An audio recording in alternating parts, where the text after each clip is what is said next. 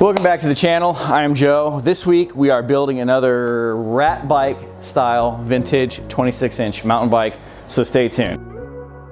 You may recognize this frame from another video I did. This is a Gary Fisher Mamba frame. I pulled this out of the trash. You can watch that video where I kind of talk about it more in depth. Come to decision time about what to do with this, and I've decided it's just too small for me.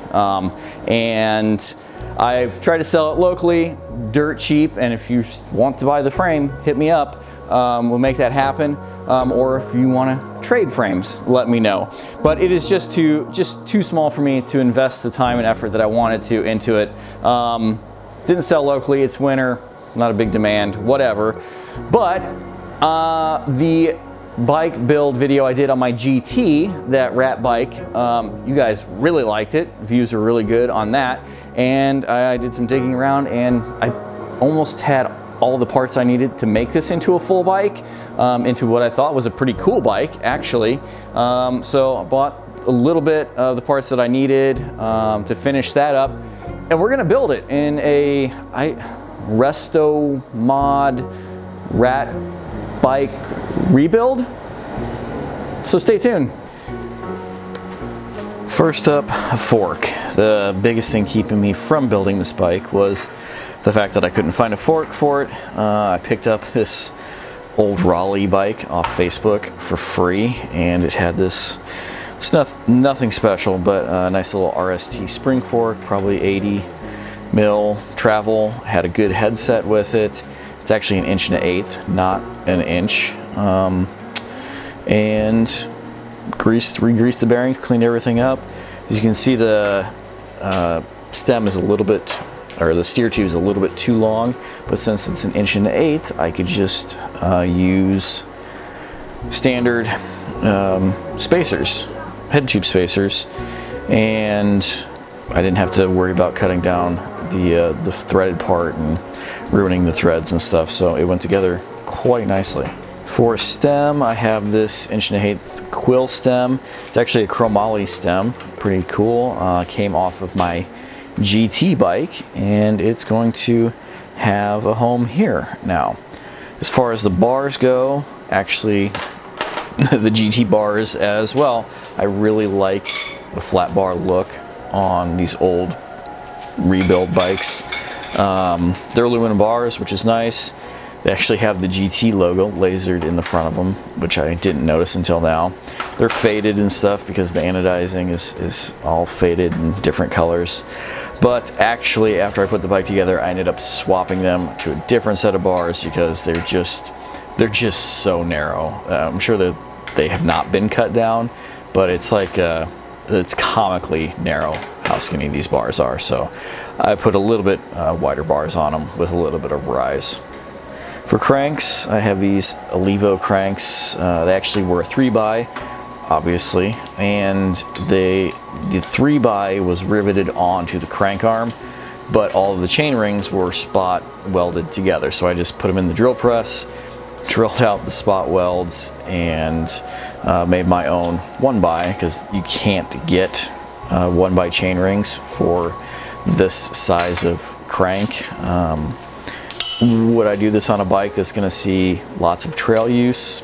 No, but this bike is not going to see any trail use. This is just going to be a cruiser bike, and it's a good way to repurpose some 3x cranks so they don't end up in the scrap, and they're still vintage, and it looks good. They work good. I actually was running them on a different bike for a little while just to prove that it would work, and I had no problems.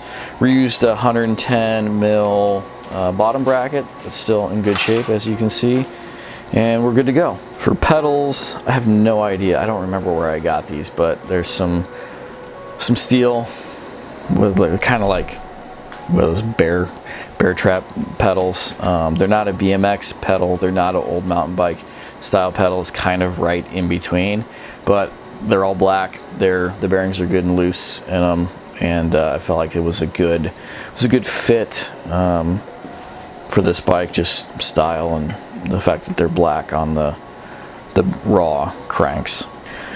Backed up to the cockpit. This is probably the only part that you guys have already seen. It is the friction shift Shimano shifter from my GT. I'm gonna go ahead and put it on this. I've got some different stuff that's gonna go on the GT, and it fit this build a little bit better, and I knew it worked really well, so we'll throw it on there.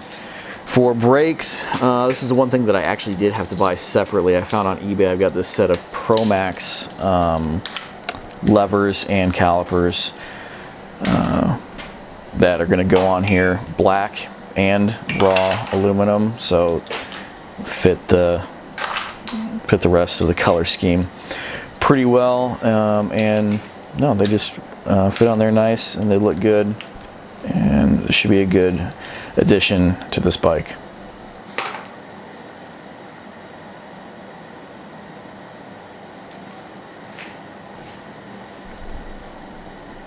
Moving out back, this is going to be a 7-speed bike. I have this Alivo rear derailleur. Soaked this in a little super clean watered down degreaser solution, and came out incredibly nice.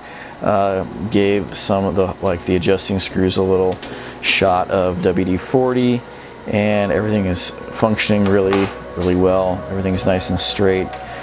Make a couple adjustments to get this lined up, and we'll be ready to go. Getting these Pro Max V-brakes set up on the back. Took everything apart here, cleaned and degreased, and then re-greased everything. And I do have some brand new brake pads. I think brake pads is the only brand new part that's going on this bike. I think everything else is used. Maybe cables. I might put some brand new cables on them if I don't have the right length of cables. But yeah, the V-brakes Pro Max, I think it fit the era, and decided to not go with canties just because I'm kind of sick of trying to set canties up, and buying new pads for them are kind of expensive. So we've got those on the back and on the front. All right, wheels and tires. This is pretty much my favorite part of the builds, because then it really starts looking like a bike. This is a set of just plain Jane alloy wheels, quick release front and rear, 7-speed. They are HG hubs, so I can change out, you could change out the cassettes if you wanted to. And nice Shimano Alivo hubs, front and rear. These came off of yet another bike that I tore apart, and I don't remember which one it was at this point, but I will give the hubs a good service before I sell the bike as well. But they're running straight and true, and it is a matching set front and rear. Tires, these are actually the tires that came off of my Balance. They're original to that bike, so they've got to be, what, 30 years old. These Rocky Wolf 26, I think they're 2.1 tires, but they're actually in really good shape. Whoever had that bike kept it inside, I think, its whole life.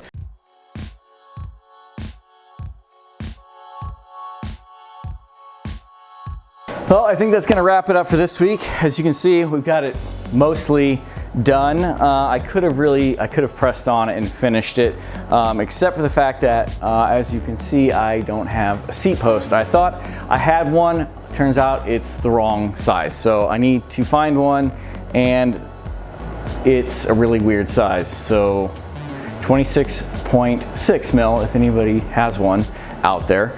And then we had to cable the bike, obviously, which is by far my least favorite thing to do, trying to find all the little bits of cable housing to go from mount to mount, which is usually why I just cut them off and go full housing, but I'm trying to put it back original-ish form, trying to go through all of the bits of cable housing that I have, because yes, I do reuse cable housing and cable.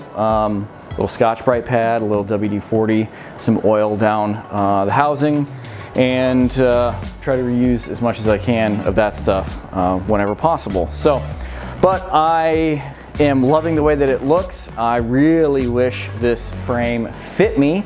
If you have a similar frame, Gary Fisher made in USA steel frame that's in about as good a shape as this, that's too big for you, shoot me an email, hawkeyeskunkworks@gmail.com. Maybe we can do a little trade.